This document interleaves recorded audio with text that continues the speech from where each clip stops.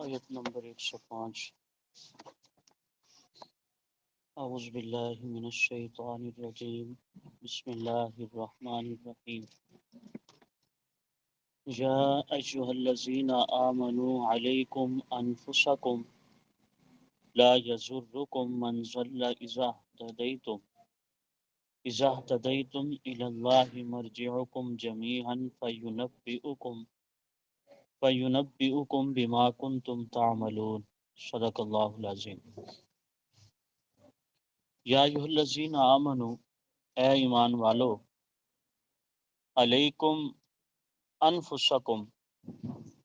تم اپنے نفسوں کا خیال کرو، لا یضرکم، نہیں نقصان پہنچا سکتا تم کو، من ضل، جو شخص کے گمراہ ہوا ہے، اذا تدیتم، جبکہ تم خود ہدایت پر ہو، الی اللہ مرجعکم، اللہ کی طرف تم نے لوٹنا ہے، جمیعاً سب نے، فینبئکم، پس خبر دے گا تم کو، بما کنتم تعملون، جو کچھ کے تم کام کرتے ہو۔ آیت مبارکہ میں، اس آیت مبارکہ کا مفہوم یہ ہے، علیکم انفسکم، کہ تم صرف اپنا خیال کرو، دشمنوں سے نہ ڈرو، جو گمراہ ہے، لا یضرکم، گمراہ لوگ تمہیں کبھی بھی نقصان نہیں پہنچا سکتے۔ دراصل آپ صلی اللہ علیہ وسلم بھی جب غم زدہ ہوتے تھے، امت کے حالات کو دیکھ کر، امت کی کیفیات کو دیکھ کر، اور آپ صلی اللہ علیہ وسلم بہت حد تک پریشان ہو جاتے، تو نبی علیہ الصلوۃ والسلام کو اللہ تبارک و تعالیٰ پھر تسلی دیا کرتے تھے، آپ گھبرائیں نہ، آپ کا کام تو صرف پیغام کا پہنچا دینا ہے، بس اتنا ہی کافی ہے۔ اور اس آیت مبارکہ میں اہل ایمان کو تسلی دی جا رہی ہے، کیونکہ جو اہل ایمان تھے، صحابہ کرام بھی پریشان ہوتے کہ خود تو مسلمان ہیں اور صحابیت کا شرف حاصل ہے، لیکن رشتہ دار ہیں، دوست احباب ہیں، ان میں سے اکثر لوگ کچھ مشرک ہیں، یہودی ہیں، کچھ عیسائی ہیں، تو جب وہ انہیں دیکھتے تھے تو دل میں ایک ہوک سی اٹھتی تھی کہ بھئی یہ لوگ ہمارے اپنے ہوتے ہوئے بھی اگر جہنم میں چلے جائیں تو پھر تکلیف بڑی ہوتی۔ تو اللہ تبارک و تعالیٰ ان لوگوں کو تسلی دے رہے ہیں اور انہیں ارشاد فرما رہے ہیں، علیکم انفسکم، تم اپنے نفسوں کا خیال کرو۔ نفس کا ایک ترجمہ جان ہوتا ہے، یعنی صرف تم اپنا خیال کرو، باقی جو گمراہ لوگ ہیں وہ اگر تمہیں راہ راست سے ہٹانا چاہتے ہیں تو وہ تمہیں کبھی تکلیف نہیں دے سکتے۔ جو خود گمراہ ہیں وہ تمہیں لاکھ نقصان پہنچانا چاہے، نقصان نہیں پہنچا سکتے۔ اب یہاں یہ جو الفاظ ہیں نا، لا یضرکم، گمراہ لوگ تمہیں کبھی نقصان نہیں پہنچا سکتے، سوال ہے کہ کس قسم کا نقصان نہیں پہنچا سکتے، ورنہ صحابہ پہ جو ظلم و ستم ہوا اس کی تو انتہا ہی نہیں۔ تو یہاں اس کا مطلب ہے کہ اگر اذا تدیتم، تم اگر مکمل طور پر ہدایت یافتہ ہو، یعنی صراط مستقیم پر چل رہے ہو، اور جو منزلہ، جو گمراہ ہیں، وہ تمہیں کبھی بھی دین سے ہٹا نہیں سکتے، یہ اصل مفہوم ہے۔ ورنہ یہ مفہوم تو ہو ہی نہیں سکتا لا یضرکم، کہ وہ تمہیں تکلیف نہیں پہنچا سکتے۔ مشرکین مکہ نے تو جبر و ستم کے پہاڑ توڑ دیے صحابہ پر، اور صحابہ کرام کے لیے یہ چیز کیوں تھی؟ کیونکہ سونا جو ہوتا ہے جب تک وہ آگ میں جاتا نہیں اس وقت تک وہ خالص ہی نہیں ہوتا۔ سونے کو کھرے اور کھوٹے میں فرق کرنے کے لیے جلانا تو پڑتا ہے نا، سناروں کے پاس جو بھٹی ہوتی ہے، کہتے ہیں کہ یہ سونا کندن اور خالص تب بنتا ہے جب یہ آگ میں جاتا ہے، تبتا ہے۔ اسی طرح اہل ایمان پہ بھی آزمائش آتی ہے پہلے، اب وہ آزمائش مختلف قسم کی ہوتی ہے۔ اس آزمائش میں وہ خالص ہو جاتے ہیں۔ اب صحابہ کرام کے دور میں کیا تھا؟ صحابہ کرام کے دور میں جو آزمائش تھی وہ تھی ظلم و ستم کی آزمائش۔ کبھی کسی کو سولی پہ چڑھایا جا رہا ہے، کسی کو تپتے ہوئے صحرا میں ڈالا جا رہا ہے، کسی کی گردن میں رسی ڈال کر اسے اونٹ کے ساتھ باندھ کر کھینچا جا رہا ہے، کسی کو تپتے ہوئے ریت پہ ڈالا جا رہا ہے، کسی کو گائے کی اور وہ جو چمڑا ہوتا ہے اس میں بند کرتے ہیں اور سورج کی تپش اور نیچے ریت کے اوپر بچھا دیتے ہیں۔ اب وہ سورج کی وجہ سے جب چمڑا پگھلتا ہے تو اندازہ لگائیے اس سے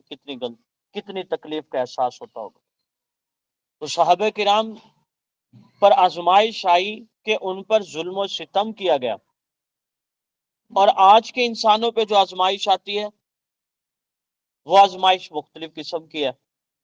مثلاً آپ جنید جمشید کو ہی دیکھ لیں، یہ جو سنگر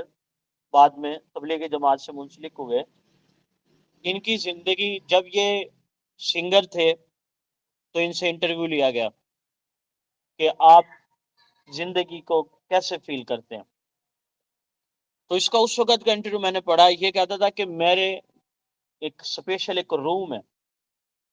جس میں پوری دنیا میں سے ہائی لیول کے ساؤنڈ سسٹم میں نے اپنے روم میں رکھے ہوئے، گانے ظاہر کام جو فن جو وہی تھا گانے کا، اور اس میں موسیقی کے لیے سارا انتظام ہے، لاکھوں روپے کے سوٹ ہوتے ہیں میرے، لاکھوں روپے کے جوتے ہوتے ہیں، میں جب گاڑی میں بیٹھتا ہوں تو گاڑی بھی میچ کرتا ہوں، کپڑے بھی میچ ہوں، جوتے بھی میچ ہو، ہر چیز میچنگ والی، سب کچھ استعمال کرتا ہوں، لیکن وہ کہتا تھا کہ میری زندگی میں سکون نہیں ہے، سب کچھ ہونے کے باوجود بھی اندر ہی اندر کوئی چیز کھائے جا رہی ہے، کوئی کٹھن چیز ہے، کوئی گھٹن ہے جو مجھے سکون میسر نہیں کر رہی۔ اب وہ جب راہ راست پہ آئے مولانا طارق جمیل صاحب کی کاوشوں سے، اس کے بعد جو حالات آئے، ان کی اپنی انٹرنیٹ پہ ویڈیو موجود ہے، میری کہانی میری زبانی کے عنوان سے، کہ اتنے حالات ان پہ آئے کہ وہ گھر والے فقر و فاقے کی نوبت تک پہنچ گئے۔ یہ تو جے کمپنی جو بنی، یہ تو بعد میں بنائی نا انہوں نے، کہ کچھ عرصہ تک یہ اس بھٹی میں، آزمائش کی بھٹی میں پکتے رہے، اور پھر ایک دو دفعہ آئے، ایگریمنٹ ہوا کہ نہیں میں اب اس دنیا کو چھوڑ چکا ہوں، لیکن پھر وہاں سے جب آفر آئی اور لاکھوں روپے کی آفر ہے اور پھر شہرت الگ سے ہے، پتہ چلتا ہے کہ جناب پھر وہیں گئے ہوئے ہیں، 3 دفعہ گاڑی ایسے ہوا۔ اچھا، اب یہ ترتیب بنتی بنتی آزمائش تھی نا، پکتے پکتے آخر ایک وقت ایسا آیا کہ پھر لوہے کی لکیر والی بات ہے کہ اب میں نے آگے بھی اس دنیا میں جانا ہی نہیں۔ اب جب فقر و فاقہ آیا برداشت کیا، پریشانیاں آئیں برداشت کی، اپنوں کے تانے آئے برداشت کیے، اور جو موسیقی کی دنیا کے لوگ تھے انہوں نے تو تانے دے دے کے مارا کہ بھی تمہیں جو کہا تھا کہ یہ مولوی خود بھی بھوکے مرتے ہیں، تمہیں بھی ایسے کریں گے یہ، اور فقر و فاقے کی زندگی بسر ہو جائے گی۔ لیکن پھر کچھ دوست احباب ملے، اللہ کی طرف سے نظام بنا، اور پھر اس کے بعد ان کی جو حالت، یہ جے کمپنی جو بنائی تو پہلے سے بھی زیادہ سٹرونگ ہو گئے معیشت کے حساب سے۔ بہرحال میں عرض یہ کر رہا ہوں کہ یہاں پہ جو آیات میں لفظ ہے نا، لا یضرکم، کہ تمہیں وہ نقصان نہیں پہنچا سکتے، اس کا مطلب ہے کہ وہ تمہیں، جب تم ہدایت پر، کامل ہدایت پر پہنچ چکے ہو، پھر وہ تمہیں دین سے ہٹا نہیں سکتے، پھر یہ نہیں ہو سکتا کہ تم مجھ سے پھسل جاؤ، ہاں تم مضبوط ہو۔ یہاں اللہ نے واضح طور پر یہ الفاظ استعمال فرمائے، اذا تدیتم، کہ جب تم مکمل طور پر ہدایت یافتہ ہو، پھر یہ نہیں ہو سکتا کہ کوئی تم کو گمراہ کرنے کی کوشش کرے، پھر گمراہی ہو ہی نہیں سکتی۔ اور یہاں سے اب ایک سوال پیدا ہوتا ہے، ایک صحابی حضرت عبداللہ بن مسعود رضی اللہ تعالیٰ عنہ کی خدمت میں حاضر ہوئے، عرض کیا کہ یہاں پہ لفظ ہیں علیکم انفسکم، کہ تم، سوال کر رہے ہیں عبداللہ بن مسعود رضی اللہ تعالیٰ عنہ سے، ایک صحابی، کہ یہاں پہ الفاظ ہیں علیکم انفسکم، تم اپنی جانوں، صرف اپنی جانوں کو لازم پکڑو۔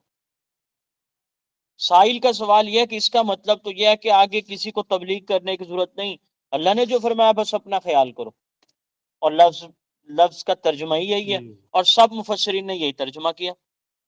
تو عبداللہ بن مسعود رضی اللہ تعالیٰ عنہ نے فرمایا کہ میں نے بھی یہی سوال ڈائریکٹلی آپ صلی اللہ علیہ وسلم سے کیا تھا کہ یا رسول اللہ، یہاں تو آگے علیکم انفسکم، اپنا خیال کرو، تو اس کا ان لفظوں سے تو یہ سمجھ میں آ رہا ہے کہ پھر تبلیغ نہ کی جائے، امر بالمعروف اور نہیں انل منکر نہ کیا جائے، بس ہر بندہ اپنا خیال کرے۔ جب ہر کوئی اپنا خیال کرے گا تو پھر تبلیغ کی ضرورت ہی نہیں۔ تو نبی علیہ الصلوۃ والسلام نے ارشاد فرمایا کہ نہیں، یہاں پہ ہے علیکم انفسکم، تم اپنی جانوں کا خیال کرو، یعنی تم پختہ ہو جاؤ کس چیز میں؟ دین میں۔ اور آگے جو ارشاد فرمایا اذا تدیتم، ہدایت سیدھے راستے پہ جب تم مکمل طور پر ڈٹ جاؤ، اور بغیر امر بالمعروف اور نہیں انل منکر کے انسان کا دین مکمل ہوتا ہی نہیں ہے، تبلیغ کے بغیر۔ اب تبلیغ کا جب لفظ آتا ہے نا، ہمارے ہاں عام طور پہ تبلیغی جماعت ذہن میں آ جاتی ہے کہ بس بھئی انہی کی ذمہ داری ہے۔ ایسا نہیں، وہ تو نام ہو گیا تبلیغی جماعت تبلیغ کی وجہ سے، ورنہ ہر شخص مبلغ ہے، ہر شخص کا تبلیغ کرنے کا حق فرض ہے، صرف تبلیغی جماعت کا نہیں ہے۔ اگر وہ گھر کا بڑا ہے تو اس کی ذمہ داری ہے کہ وہ اپنے گھر کا نظام صحیح رکھے، شریعت کے مطابق چلائے۔ آپ صلی اللہ علیہ وسلم نے ارشاد فرمایا کہ تم میں کلکم رائن و کلکم مسئولون عن رعیتی، تم میں سے ہر شخص چرواہا ہے، گڈریا جسے کہتے ہیں بکریوں کو چرانے والا۔ جیسے ایک گڈریا کسی کی بکریاں چرانے کے لیے لے کر جائے، اور جب وہ واپس آئے اور تو جو آنر ہے وہ اس سے لازمی پوچھے گا کہ اتنی بکریاں تھیں اور تم کتنی لائے، اور یہاں سے بھوکے پیٹ گئی تھیں، پیٹ بھرا ہوا بھی ہے یا نہیں۔ بالکل اسی طرح اگر کوئی شخص گھر کا بڑا ہے تو وہ اپنے گھر کا چرواہا ہے، قیامت کے دن اس کے گھر والوں سے تو سوال ہوگا، خود اس بڑے آدمی سے بھی سوال ہوگا کہ تم نے بھی تبلیغ کی تھی یا نہیں۔ اب اس کی تبلیغ کا حکم کیا ہے؟ گھر کا بڑا ہے، اس کی ذمہ داری یہ ہے کہ یہ سمجھا سکتا ہے، وہی 3 درجے، زبان سے، ہاتھ سے،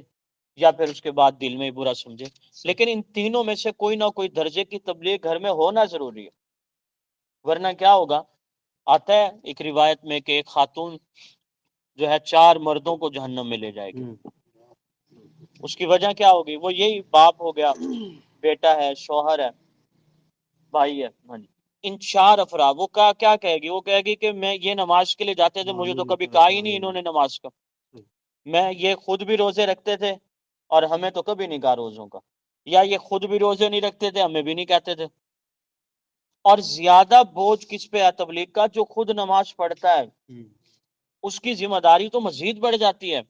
کہ وہ اپنے گھر کا ماحول پاک صاف رکھے، نگاہ رکھے ہر ایک پر، اور جتنی 3 سٹیپ میں سے جتنی اس سے تبلیغ ہو سکتی ہے، اپنا فرض منصبی اسے ضرور ادا کرنا چاہیے۔ آپ صلی اللہ علیہ وسلم نے ارشاد فرمایا کہ اگر کوئی شخص امر بالمعروف اور نہیں انل منکر نہیں کرتا، جیسے کہ اس لفظوں سے ظاہری مفہوم مل رہا ہے کہ بھی اپنا خیال کرو۔ آپ نے مثال دی کہ ایک بحری جہاز جا رہا ہے،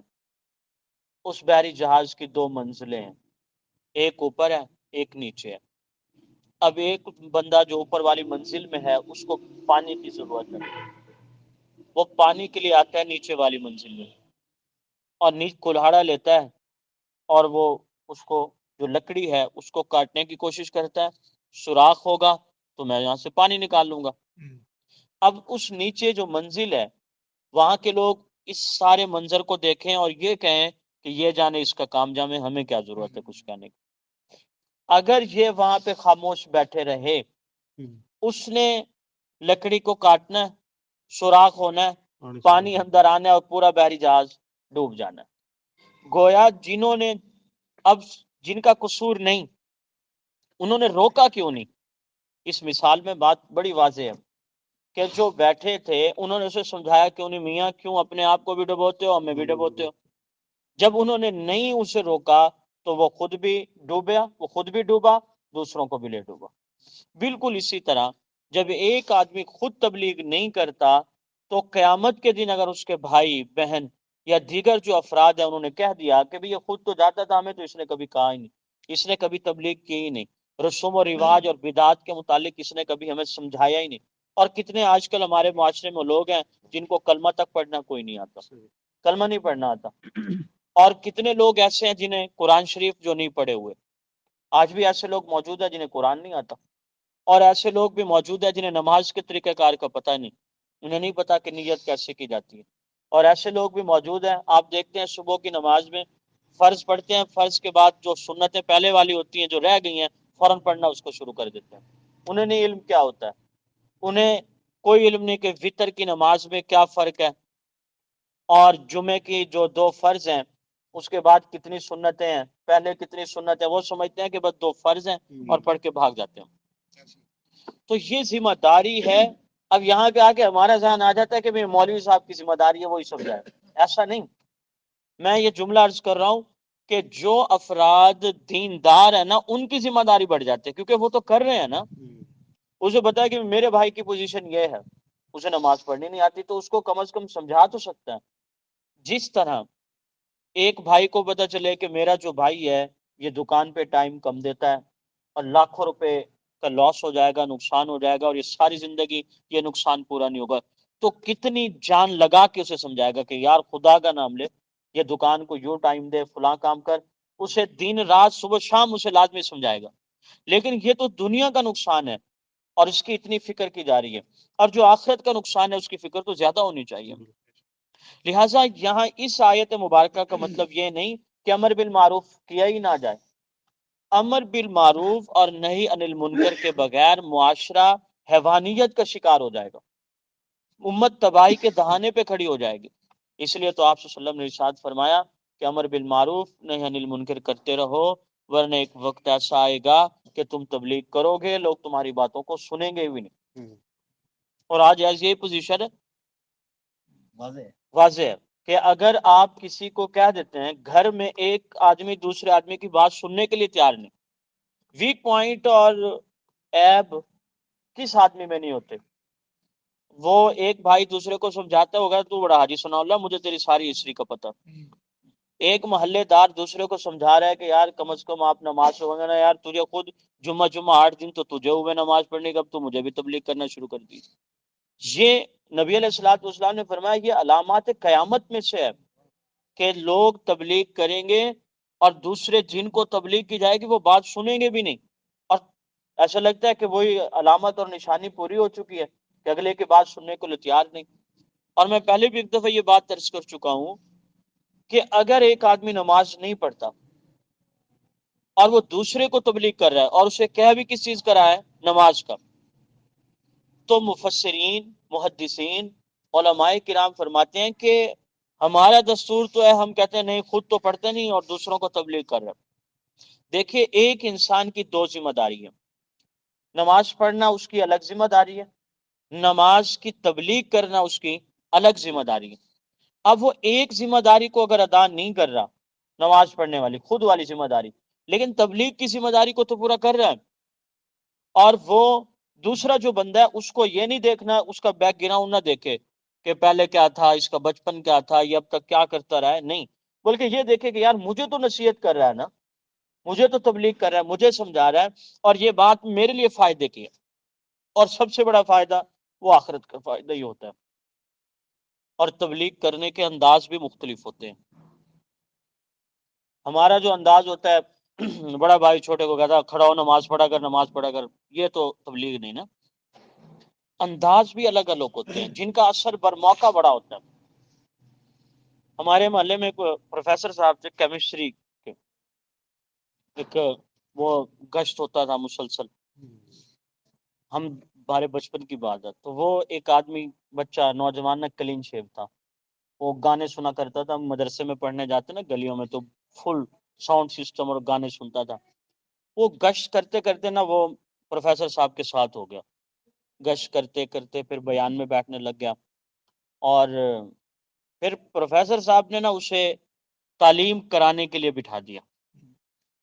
کہ آپ تو یعنی ترتیب بنا لی کہ ایک دن میں کروں گا، ایک دن آپ تعلیم کیا کریں. ہمارے محلے میں مجھے اچھی طرح یاد ہے شور مچ گیا کہ جی دیکھو یہ پروفیسر صاحب کے کام، کلین شیپ لڑکا ہے ابھی تک گانے سنتا رہا اور اس کو مسلح پہ بٹھا دیا جناب، وہ جو خود ہدایت پہ نہیں وہ دوسروں کو ہدایت دے رہا ہے. یہ باتیں بڑی چلی مسجد میں، اور ان کا مزاج یہ تھا کہ وہ کہتے کسی کو کچھ نہیں تھا. چلتا رہا چلتا رہا اور لوگ آخر چپ ہو گئے. اس شخص نے داڑھی رکھ لی، اس بندے نے داڑھی رکھ لی، پھر ایک وقت ایسا آیا کہ وہ اذان بھی دینے لگ گیا، اور آج تک وہ بچہ، وہ لڑکا اذان بھی دیتا ہے، وہ پروفیسر صاحب تو چلے گئے، وہ گشت بھی کرتا ہے اور تعلیم بھی کرا رہا ہے۔ اسے دیکھ کے اس کی گفتگو سے ایسے پتہ چلتا ہے کہ مدرسے کا پڑھا ہوا طالب علم۔ اب یہ حکمت عملی ہے نا، ورنہ جیسے پورے ہمارے محلے کی پوزیشن تھی کہ یار ایک کلین شیو آدمی ہے، اس کو تعلیم کرا رہا ہے، اگر پروفیسر صاحب کی بھی یہ سوچ ہوتی تو آج تک بھی وہ کلین شیو ہی ہوتا۔ تو وقت پہ لگا ہوا ایک ٹانکا بے وقت کے 100 ٹانکوں سے بہتر ہے۔ جب لوہا گرم ہو اور اس وقت چوٹ لگائی جائے تو اس کا اثر اپنا ہوتا ہے۔ پھر ترتیب بھی تو اپنی اپنی ہوتی ہے۔ جب اس نے دیکھا کہ یار میں تعلیم کراتا ہوں اور پھر میں ہر وقت مسجد میں بھی ہوتا ہوں، آہستہ آہستہ اس کے ذہن میں بات آتی گئی، اللہ تعالیٰ نے ہدایت دینی تھی، اس نے داڑھی بھی رکھ لی اور پھر اذان دینا بھی شروع کر دی۔ آج تک بھی اس کی یہی ترتیب بنی ہوئی ہے۔ بہرحال اس آیت مبارکہ کا مفہوم یہ ہوا، اللہ تعالیٰ ارشاد فرما رہے ہیں جب تم مکمل طور پر ہدایت یافتہ ہو جاؤ گے تو تمہیں دشمن کبھی بھی راہ راست سے، صراط مستقیم سے، دین سے کبھی بھی نہیں ہٹا سکتے۔ کیوں؟ اور اس کا فائدہ کب معلوم ہوگا؟ اِلَى اللَّهِ مَرْجِعُكُمْ، جب تم نے اللہ کی طرف لوٹنا ہے، جب اللہ کے پاس پہنچو گے تب تمہیں حقیقت سامنے آئے گی۔ فَيُنَبِّئُكُمْ بِمَا كُنْتُمْ تَعْمَلُونَ، یہاں پر جو کچھ تم نے کیا ہے وہاں اللہ تعالیٰ تمہیں اس کی ضرور اطلاع دیں گے۔ الحمدللہ رب العالمین والعاقبۃ للمتقین والصلاة والسلام علی رسول اللہ صلی اللہ علیہ وسلم۔ اللہم اغفر للمؤمنین والمؤمنات والمسلمین والمسلمات الاحیاء منہم والاموات، ربنا هب لنا من ازواجنا وذریاتنا قرۃ اعین واجعلنا للمتقین اماما، یا ذا الجلال والاکرام ولا حول ولا قوة الا باللہ العلی العظیم، یا حی یا قیوم برحمتک نستغیث ربی اغفر وارحم وانت خیر الراحمین۔ صلی اللہ تعالی علی خیر خلقہ محمد وعلی آلہ واصحابہ اجمعین۔